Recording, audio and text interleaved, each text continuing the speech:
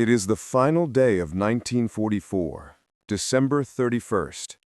At the controls of the B-17, the Little Skipper, are Second Lieutenant Glenn Rojan and his co-pilot, Second Lieutenant William Leake. Their bomber is one of hundreds thundering towards Germany, with a mission to eradicate the vital oil refineries in Hamburg. As they approach the target, the sky explodes. German flak bursts directly beneath their formation, and the mission descends into chaos. Through their cockpit window, the men watch in horror as one by one B-17s ahead of them are ripped apart by the anti-aircraft fire. Through the thickest of the black smoke, Rojan spots the marker flare over the docks. It is the signal. It's time to drop their payload. Across Rojan's group, every B-17 that is still flying opens its bomb bay doors. In response, the flak intensifies, reaching a level of ferocity the crews have never witnessed. In the lead squadron, a B-17 named Fool's Rush In takes a direct hit. It shears off to the right, out of control, and smashes directly into a second fortress, Cramps Tramps. The two heavy bombers crush together in a sickening display of twisting metal. Cramps Tramps is sliced in half. Both aircraft, locked in a death grip, tumble from the sky. Rojan and Leake stare aghast. They assume all 20 men are lost. But then, impossibly, 3 crewmen are flung clear from each wreck and manage to deploy their parachutes. 3, 4. I see 6 chutes. Navigator, put it in the log. Rojan shoves the shock aside and keys his radio to the bombardier, Sergeant James Shirley. Confirm when bombs away. A moment later, the reply, bombs away.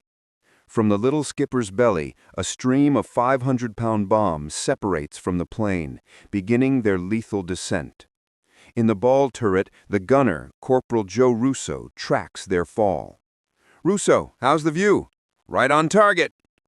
Their payload delivered, the formation executes its planned 180-degree turn, heading back out to the relative safety of the sea.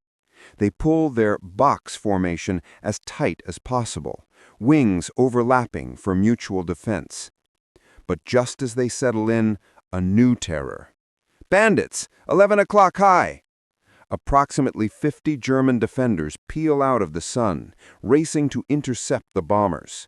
The first on the scene are the revolutionary Me-262 jets. One screams past the Americans from above, its heavy Mk-108 cannons ripping through the formation. The Messerschmitt vanishes below, its speed incomprehensible. It's too fast to hit, gone before the gunners can even draw a bead. Next come the propeller-driven fighters.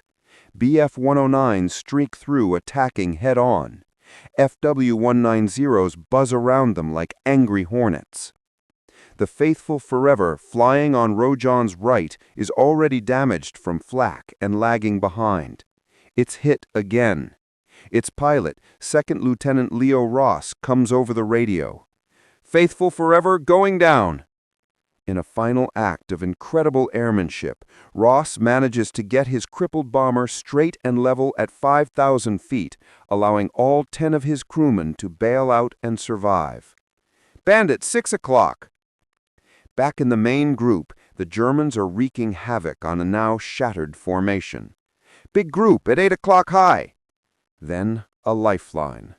The beautiful, unmistakable silhouette of American P-51 Mustangs cuts into view. It's their fighter support. Thank God. The German interceptors, faced with a fair fight, immediately break off their attacks and flee. The P-51s, seeing the immediate threat has gone, peel away to defend another group of fortresses down the line. P-51s leave to defend the forts in the upper front. Keep your eyes peeled, boys. Rojan and the shattered remnants of his formation fly on, alone once more. We're almost over the sea. Hold on, everyone.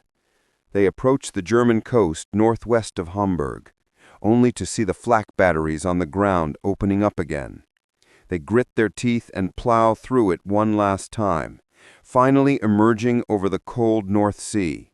They are slow, damaged, but they might just make it. But the ordeal is not over. The turbulence is now so severe that the bombers are struggling to hold any kind of formation. Then the dreaded call comes over the intercom. "Bandits, 11 o'clock!" And another, "Bandits, 1 o'clock high!" A fresh wave of German defenders scrambled from bases in Bremen forces its way into the loose, vulnerable formation. The B-17 pilots fight the turbulence, trying to keep close, but the gaps are too wide. Plane after plane is hit, engines streaming fire and oil. 9 o'clock! There are too many of them! A Bf-109 dives from the front and strafes 9 lives, the lead plane in Rojan's element. Bullets tear through the cockpit, killing both pilots, McNabb and Vaughn, instantly. But the plane's engines keep running. The bomber flies on. In the fuselage, the crew continues to fight, unaware that no one is flying the plane. Back in the Little Skipper, Rojan reacts to the gap, trying to pull his B-17 into the lead position to hold the formation together. He nudges the plane forward, one hand on the control column, the other on the throttles. He's searching for 9 lives, but it's vanished. "Pilot to crew, anyone see McNabb? 9 lives, where did it go?" He has no way of knowing that pilots McNabb and Vaughn are dead, slumped over their controls. 9 lives is flying straight, but the dead men's weight on the columns means it is not flying level. It's in a shallow, steady climb. In a nearby B-17, Captain Ethan Porter watches, paralyzed, as the two planes converge. 9 lives is rising from below, directly into the Little Skipper. He screams into his radio, "McNabb! McNabb! Damn it! Look out! You're going to collide!" It's too late. At 12:44, Rojan and Leek are thrown against their straps by an almighty shudder. The impact throws Rojan's hand off the throttles and slams Leek's knees into the control column. "What in God's name was that? Pilot to crew, what just happened? Top turret, waist, report." The pilots fight for control. The systems are still working, but the fortress is unresponsive. Rojan looks out his left window and his blood runs cold. "Holy mother of... You're not going to believe this. We're riding another fort. Geez, Glenn, we're stuck together like mating dragonflies." 9 lives has slammed into their belly, its top turret and wing piercing the Little Skipper's aluminum skin. The two planes are locked together. In the ball turret of the lower plane, 9 lives, Staff Sergeant Edward Woodall, Jr. is covered in shattered metal. His turret is dead, no power.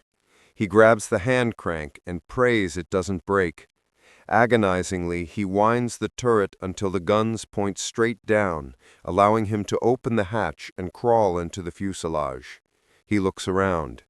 The plane is a mess of tangled wreckage. He knows, instantly, that the man in the ball turret above him, Corporal Joe Russo of the Little Skipper, has no chance. Russo's turret has been driven through the roof of 9 lives and is clamped shut by twisted metal. The gunner is trapped between the two planes. Through the small plexiglass window, Woodall sees Russo crossing himself. "Hail Mary, full of grace, the Lord is with thee. Blessed art thou amongst women." In the Little Skipper, the crew hears Russo's voice over the intercom, reciting his final prayers. "Pray for us sinners, now and at the hour of our death. Amen." Co-pilot Bill Leek is frozen, listening to the anguish of his trapped crewmen. "I could not help him," he later said, "and I felt that I was somehow invading his right to be alone. Bill, snap out of it." To give Russo his final moments in private, Leek removes his helmet, disconnecting himself from the intercom. It was, he would say, the hardest thing he had to do. "Pull up! Pull up!" Meanwhile, an engine on 9 lives is burning fiercely. It takes the combined Herculean strength of both Rojan and Leek to control the 8-engined, 40-ton wreck as it falls out of formation. They brace their feet against the instrument panel to get more leverage on the control columns. "Come on, level out!" Rojan tries to break them free. He guns his own engines. He tries to rock the planes apart, but it's no use. "Damn it, the fire will spread to our wing. Let's shut the engines up and try to turn this thing, Bill."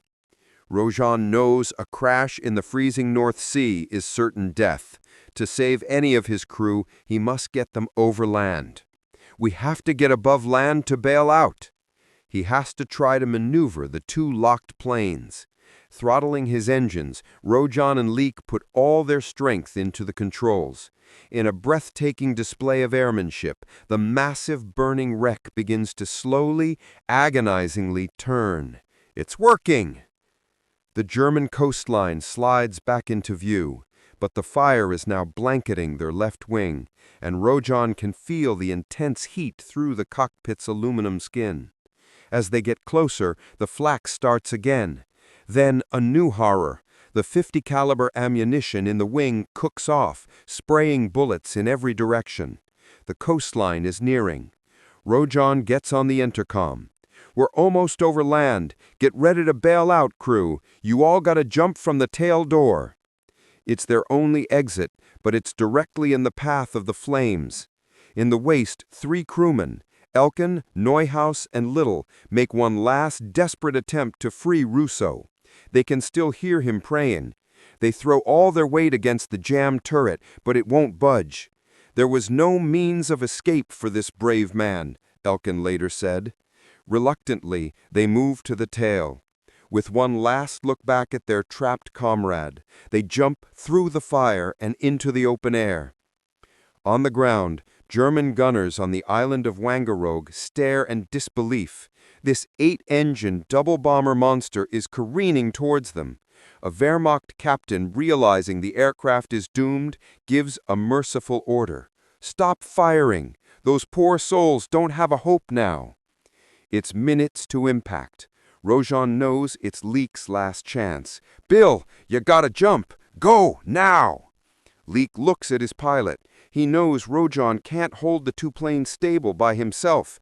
If Leek jumps, the wreck will enter a death spiral and Rojan will never get out. "I'm staying, Glenn." Corporal Russo, in his metal tomb, mercifully does not see the ground rushing up. The earth fills the pilot's windshield. "Hold her straight, sweet Jesus, hold her!" The 9 lives hits the ground first and disintegrates in a massive explosion. The impact vaults the little skipper back into the air. It belly flops hard, its left wing carving through a building, splitting the fuselage open before the cockpit section finally skids to a stop. Silence. Rojan and Leek look at each other, incredulous. They are alive, bruised and cut, but alive.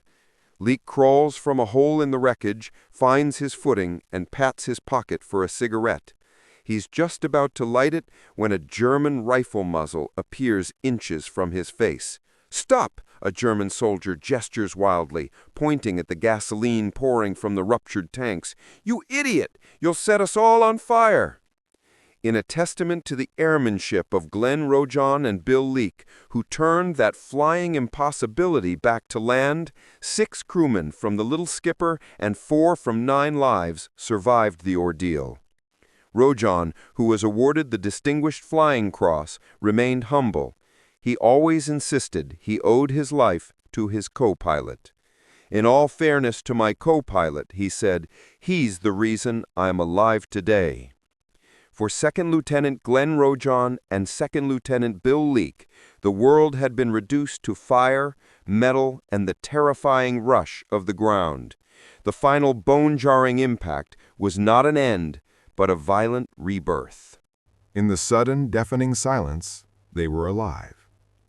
As Leek crawled from the wreckage, a German soldier's rifle muzzle stopped him from lighting a cigarette, not out of malice, but to prevent the river of high-octane fuel from turning them all into an inferno. The war for them was over. This is what happened next. The German soldiers who surrounded the wreckage were in a state of shock. They had seen the 8-engined monster careen out of the sky. They had seen the .50 caliber rounds cooking off. They had not expected survivors.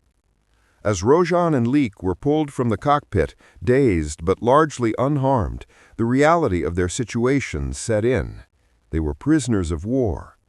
The German captain, the same one who had mercifully ordered his flak guns to stop firing, approached them with a look of sheer disbelief. Through a translator, his first questions were not about military intelligence, but of pure engineering curiosity.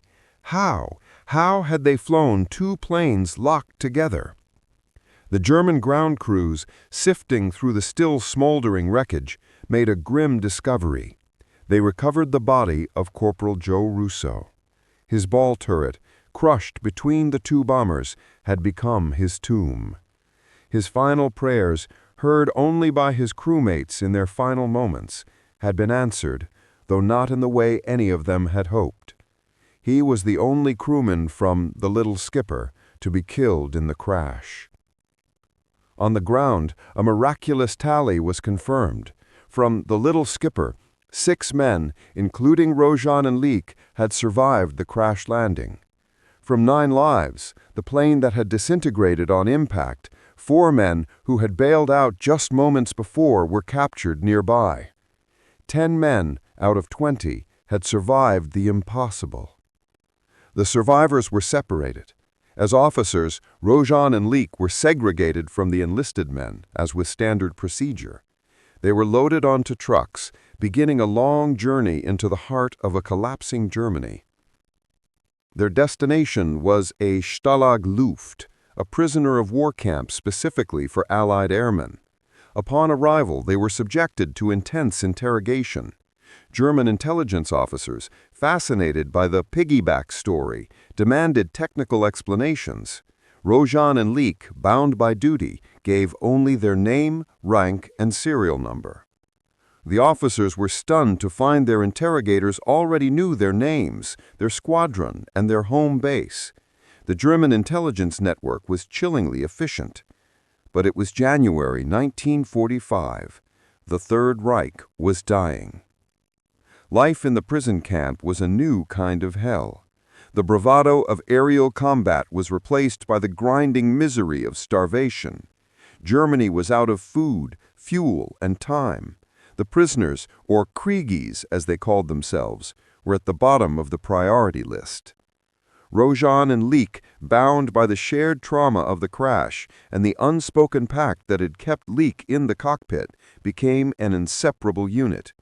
They had saved each other's life. Now they had to keep each other alive. Their ordeal was far from over. In late January, as the Soviet Red Army advanced relentlessly from the east, the SS gave a terrifying order: evacuate the camps. The Germans would not allow these thousands of trained airmen to be liberated by the Russians. And so began the Black March. Rojan, Leek, and tens of thousands of other Allied POWs were forced out of their camps and marched westward in the dead of winter with almost no food.